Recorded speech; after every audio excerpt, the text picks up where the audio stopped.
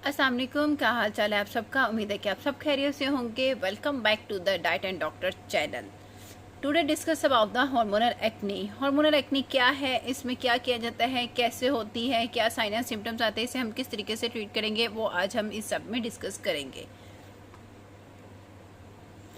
What is hormonal acne. Hormonal acne जो होती है वो इफेक्ट करती है अडल्ट एज में आपको, ठीक है, बिटवीन 20 to 25 ईयर्स ले लें, ठीक है।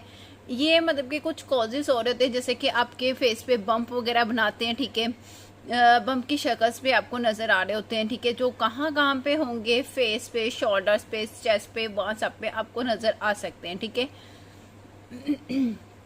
अब देखा जाए तो ये किस शक्ल में होती है हार्मोनल एक्नी। पिंपल की शक्ल में भी आपको मिलती है, ब्लैक हेड्स हो सकते हैं, वाइट हेड की शक्ल में हो सकती है, सिस्टिक की फॉर्म में। और हार्मोनल एक्नी जो होती है वो डायरेक्ट हो रही होती है सीरम के एक्सेसिव प्रोडक्शन की वजह से। अब सीरम क्या है, सीबम वो होता है जो कि आपकी सीबम एक मतलब कि ग्लैंड है जो कि आपके बॉडी में किसको ज़्यादा सिक्रीट करता है, ऑयल्स की सिक्रीशंस को इन्हांस करता है आपकी बॉडी में, ठीक है। इसके बाद अगर हम बात कर लें what does hormonal acne effect, ठीक है। हार्मोनल एक्नी जो होती है ये मेल्स और फीमेल्स दोनों पे इफेक्ट करती है, क्योंकि मेल्स में भी हार्मोन्स होते हैं, फीमेल्स में भी होते हैं, ठीक है। मोस्टली ज़्यादा देखा जाए तो इसके जो केसेस मिलते हैं हमें फीमेल में मिलते हैं as compare to males. Hormonal acne जो होती है ये मोस्टली वुमेन्स में तो देखने को मिलती है, बट ड्यूरिंग पीरियड साइकिल भी देखने को मिलती है। अगर किसी को पीरियड्स नहीं आ रहे होते ठीक तरीके से, ठीक है, उसका मीनोपॉज साइकिल डिस्टर्ब हो रहा है या मीनोपॉज साइकिल स्टार्ट हो गया, तब भी एक्नी हो सकती है। और ड्यूरिंग प्रेगनेंसी के दौरान भी बहुत से लोगों को ये हार्मोनल एक्नी को फेस करना पड़ता है। अब इसके बाद बात कर लें कॉमन इन हार्मोनल एक्नी में क्या है। हमने देखा था, जब हमने स्टडी किया था कि कंडीशन को देखा था यूएसए में, जब इसकी स्टडी हुई थी उन्होंने देखा था 80% पॉपुलेशन ना इस हार्मोनल एक्नी से सफर कर रही होती है, जिसमें 50% वुमेन्स आ रही हैं, ठीक है। 20 to 25% वुमेन्स तो आ रही है, लेकिन वो कह रहे हैं कि हार्मोनल एक्नी से इफेक्ट हो रही है, बट उसमें इतनी ज्यादा रेशो हार्मोनल एक्नी की क्यों हो रही है, due to the irregular period cycle. इसके बाद बात कर लें what is fungal infection, fungal acne and hormonal acne. Fungal acne वो होती है जो कि एक्सेसिव यीस्ट की डेवलपमेंट की वजह से हो रही है आपकी बॉडी में, ठीक है। एक्सेसिव यीस्ट की डेवलपमेंट होगी तब आपको होगी हार्मोनल एक्नी, ठीक है, जो कि कॉज करवाती है किस वजह से, एक्सेसिव सीबम की प्रोडक्शन की वजह से। बट जो फंगल एक्नी होती है वो आपको एंड ऑफ द रिजल्ट क्या रिजल्ट देती है, क्या छोड़ के जाती है, किस शक्ल में आती है, व्हाइट हेड्स की शक्ल में ईचिंग हो रही होती है वहां पे, ठीक है। रेड कलर के इरिटेशन हो रही होती है, उसके साथ इन्फ्लेमेशन कॉज हो रही होती है। कॉजेज ऑफ हार्मोनल एक्नी की बात की जाए तो कॉज हार्मोनल एक्नी जो नॉर्मल होती है वो कह रहे कि पोर्स के बंद हो जाने की वजह से होती है और ओपन हो जाने की वजह से होती है। बट जो हार्मोनल एक्नी होती है वो हार्मोन्स डिस्टर्ब हो जाने की वजह से आपकी बॉडी में ऑयल्स की जो अमाउंट होती है वो स्किन पे उनकी उसकी जो अमाउंट होती है वो इंक्रीज हो जाती है। जब हार्मोन्स डिस्टर्ब होंगे तो ऑयल्स एक्सक्रीटिव अमाउंट में, एक्सक्रीशन अमाउंट में ऑयल्स को प्रोड्यूस करते हैं, जिस वजह से आपको एक्नी मिलती है। उस एक्नी को हम क्या कहते हैं, हार्मोनल एक्नी। अब जब उधर मतलब कि पिंपल बन गया, पोर्स मतलब के बन गया हुआ, ठीक है, उस दौरान पे फिर हेयर फॉलिकल भी क्रिएट होता है उसमें, ठीक है। फिर उसमें आपको कहते हैं कि बहुत मतलब कि हेयर फॉलिकल्स की रूट की ग्रोथ हो गई है, जिसे हम क्या किस शक्ल का नाम देते हैं, एक्सेसिव हेयर ग्रोथ, ठीक है। अब ये हो मतलब कि रिजल्ट में देखा जाए तो किस वजह से हो रही होती है, एक्सेसिव सीबम की प्रोडक्शन की वजह से, या डेड सेल स्किन पर जो डेड सेल स्किन होती है उसके सेल्स की क्रिएशन ज़्यादा हो जाने की वजह से, या बैक्टीरिया कुछ इफेक्ट कर देते हैं, उस वजह से भी आपको हार्मोनल एक्नी हो सकती है। इसके बाद अगर हम बात कर लें कॉजेज ऑफ हार्मोनल एक्नी की, ये किस वजह से होता है, स्ट्रेस अगर बहुत ज़्यादा ले रहे हैं, ठीक है, आप देखना अगर आप हार्मोन्स भी डिस्टर्ब हो रहे होते हैं ना, स्ट्रेस की वजह से आपके हार्मोन्स डिस्टर्ब होते हैं। जैसे ही आप हार्मोन्स को ट्रीट करना स्टार्ट करते हैं, हार्मोन्स होते हैं वो और मतलब कि स्ट्रेस को स्टार्ट करते हैं, मतलब कि मेंटली फ्री होते हैं, तो आपका हार्मोन साइकिल भी ठीक हो जाता है, ठीक है, आपके पीरियड्स भी ठीक आना शुरू हो जाते हैं। लेक ऑफ स्लीप की वजह से भी ये प्रॉब्लम देखने को मिलती है। Excessive hair skin and product मतलब कि डिफरेंट किस्म के ऑयल्स की यूज़ करने की वजह से जो कि आपको इंटरनल डैमेज कर देते हैं, उस वजह से भी आपको हार्मोनल एक्नी को फेस करना पड़ता है। Causes of hormonal acne that you can not do anything about to that, ठीक है। उसमें क्या चीज़ें आ जाती हैं कि मेल्स अगर चेंजेस ऑफ हार्मोन्स की वजह से हो रहा है फीमेल्स में, ठीक है। अब इसमें इंक्लूडिंग कौन कौन सी चीज़ें होती है जिस वजह से फीमेल्स को हार्मोनल एक्नी फेस करनी पड़ती है?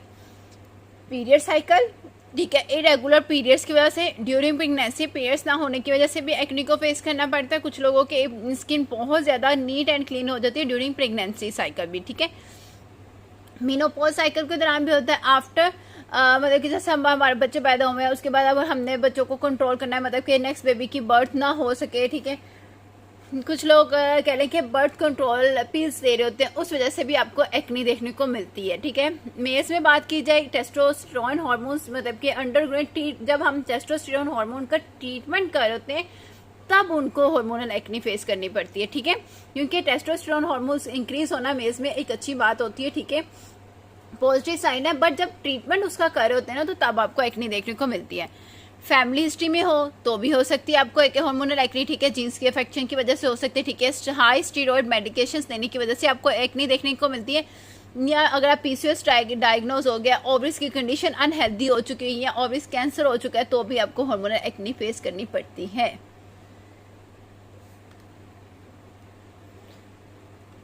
Is hormonal acne caused by pregnancy? Yes. During pregnancy period में हमारे जो हार्मोन्स होते हैं वो मतलब के फ्लक्चुएशंस कॉज कर जाते हैं जिस वजह से भी हमें एक्नी को देखने को मिलता है, ठीक है। अब इसके लिए हमें कौन कौन सी चीज़ें अवॉइड करनी चाहिए? रेटिनोइड्स वगैरह को, सिलिक एसिड को, ठीक है, और आइसोटिटोनिक एसिड को कोज करना चाहिए ताकि वो हमारी हेल्थ के इफेक्ट पे असरअंदाज ना हो। इसके लिए ड्यूरिंग प्रेगनेंसी ये किया जाता है कि हम अच्छी खुराक लें, विटामिन सी फूड के सोर्सेज दें ताकि हमारी जो डाइट है वो बेहतर हो सके। उसके साथ साथ जितने अच्छे सिट्रिक फूड लोगे उतने अच्छा आपकी स्किन की कह लें कि नरिशमेंट होगी, वो एक हेल्दी स्किन की शक्ल में आपको नजर आएगी।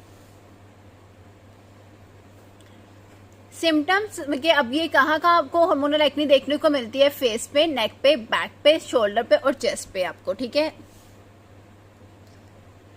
टाइप्स ऑफ लेगिंग्स की बात की जाए वो कौन कौन से आ जाते हैं? ब्लैक हेड, व्हाइट हेड, पप्यूलस, पस्ट्यूलस और सिस्ट। अब इसमें पप्यूलस जो होगी, अगर हार्मोनल एक्नी होगी तो उसका डायमीटर कितना होगा? 2 to 5 मिलीमीटर। अगर पस्ट्यूल्स होंगे तो उसका डायमीटर कितना होगा? 2 to 5 मिलीमीटर, ठीक है। बट इसमें क्या होगा, उसका जो बम्प होगा वो किसका कंटेन होगा? पस का, ठीक है। और पेप्यूलस का जिसके वो मतलब कि उसके स्किन टिश्यूज ड्राई हुए होंगे, मतलब कि स्किन टिश्यूज डैमेज हो चुके होंगे, वो हाईली की तरफ जा रहे होंगे, ठीक है। सिस्ट की बात की जाए तो वो पॉकेट अंडर मतलब कि पॉकेट की शक्ल में बन जाता है जिसमें अंदर फ्लूइड होता है, ठीक है, एक आउटर किस्म का पैच बना होता है। What can make hormonal acne? अब स्ट्रेस लेने की वजह से पॉपुलेशन बहुत ज्यादा इन्वायरमेंट आपका डिस्टर्ब हो, ठीक है, मतलब कि पोल्यूटेड एरिया हो, फैक्ट्रीज एरिया या बाहर आ जा रहे हो, आप से आके फेस वॉश नहीं करते, उस वजह से भी आपको हार्मोनल एक्नी देखने को मिलती है। हाई ह्यूमिडिटी की वजह से, ठीक है, sequencing of pickling and the plus है, पुअर डाइट लेने की वजह से भी आपको कह लो कि हार्मोनल एक्नी हो सकती है। पुअर डाइट में क्या कि अगर आप रिफाइंड कार्बोहाइड्रेट लेते हैं, शुगर पैक का प्रोडक्ट ले रहे हैं, बेकरी आइटम ले रहे हैं, बर्गर, शवारमा, मैदे की प्रोडक्ट्स यूज करें, जिस वजह से आपको फिर हार्मोनल एक्नी को फेस करना पड़ता है।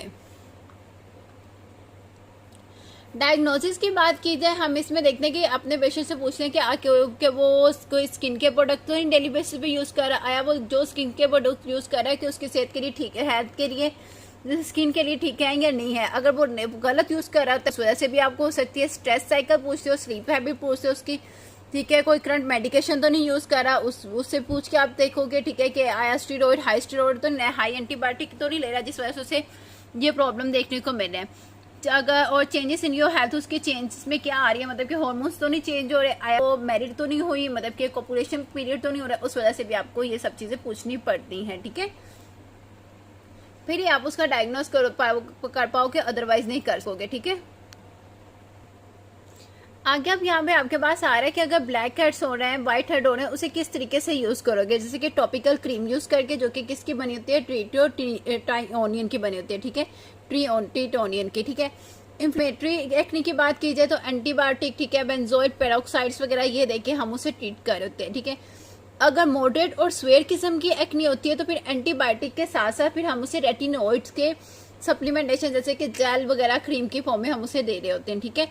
सिस्टिक एक्ने हो रही है तो फिर हम उस स्टीरॉइड के इंजेक्शन लगाते हैं ताकि उसका जो आइसोलेशन पीरियड होता है वो कंट्रोल में आए और वो एक हेल्दी स्किन की शक्ल में आपको उसका आप ट्रीटमेंट कर सको। इसके बाद अगर बात कर लें तो एक्ने स्किन के लिए अदर क्या ट्रीटमेंट कर सकते हैं, हम उसकी डेली स्किन क्लीनिंग करनी चाहिए हमें, ठीक है। जब भी आप बाहर से आओ तो उसकी स्किन को क्लीन करो, ठीक है। फेस वॉश से मुंह धो, ठीक है। उसके बाद अपनी स्किन को लाजमी डेली रोज बेसिस पे क्लींजिंग करके फिर को, ठीक है। बर्थ कंट्रोल जो आप पिल्स ले रहे हो जो कि ओरल कंस्ट्रक्टिव आ रही है उसे आप अवॉइड करो, ठीक है। अपनी डाइट को चेंज करो, हेल्दी डाइट की तरफ आओ, फ्रूट्स का डेली बेसिस पे इस्तेमाल करो, ठीक है। मेजर फूड्स ने और माइनर फूड्स वगैरह को एट अ टाइम लो तो आपको कोई मसला मसाइल देखने को नहीं मिलता। इसके अलावा लेजर और लाइट थेरेपी आप करवा सकते हो, इसका कोई नुकसान नहीं होता आपको, ठीक है। What should I treat my hormonal acne? जी ये हो सकती है अगर आप अपने सेल्फ एस्टीमेट को इश्यूज को खुद ही ट्रीट कर सको, मतलब कि उन्हें लेफ्ट कर दो। अगर किसी की प्रॉब्लम को जितना अपने सर पे सवालोगे उतना ही वो आपको प्रॉब्लम क्रिएट करती हैं। अपने स्ट्रेस को कम करो, अच्छा सा स्लीप साइकिल लो, डाइट को अच्छी करो कि वो ऑटोमेटिक ही हार्मोनल एक्ने ट्रीट हो जाती है। प्रिवेंशन की बात की है वो मतलब कि स्किन के प्रोडक्ट देनी है जो कि उसके पोर्स को एक्टिव रखे, ठीक है। हेल्दी डाइट देनी है, उसका स्लीप पैटर्न ठीक करवाना है, उसके स्ट्रेस को रिड्यूस करना है, उससे कहना है कि अपना लाइफ स्टाइल चेंज करे। जैसे ही लाइफ स्टाइल चेंज होगा ऑटोमेटिकली वो ये प्रॉब्लम से मूव ऑन कर जाता है, ठीक है। डिस्कस करना है कि ट्रीटमेंट करने से पहले अपना कि वो आया वो ट्रीटमेंट ठीक ले रहा है या नहीं ले रहा, अपनी प्रोडक्ट ऐसी तो नहीं यूज कर रहा, ठीक है। जैसे कि हमें मार्केट में कहा जाता है कि ये प्रोडक्ट बहुत अच्छी है कि फलां ने यूज किया था उसकी एक्ने खत्म होगी, ऐसा बिल्कुल नहीं करना था। आपने वो प्रोडक्ट लेनी है जो कि आपकी स्किन के लिए मतलब के हेल्दी है, बेनिफिट है, वो यूज करो। इसकी ट्रीटमेंट करने से पहले डिस्कशन लाजमी कर लो, फिर उसका ट्रीटमेंट करो, अदरवाइज उसका ट्रीटमेंट बिल्कुल ना करो। Thank you so much. ये था आपका आज का लेक्चर। इसमें अब कोई भी मसला हो, कोई भी क्वेश्चन हो आप मुझसे पूछ सकते हैं। मुझे इजाज़त दो, अपना ख्याल रखना। अल्लाह हाफिज़, टेक केयर, बाय बाय।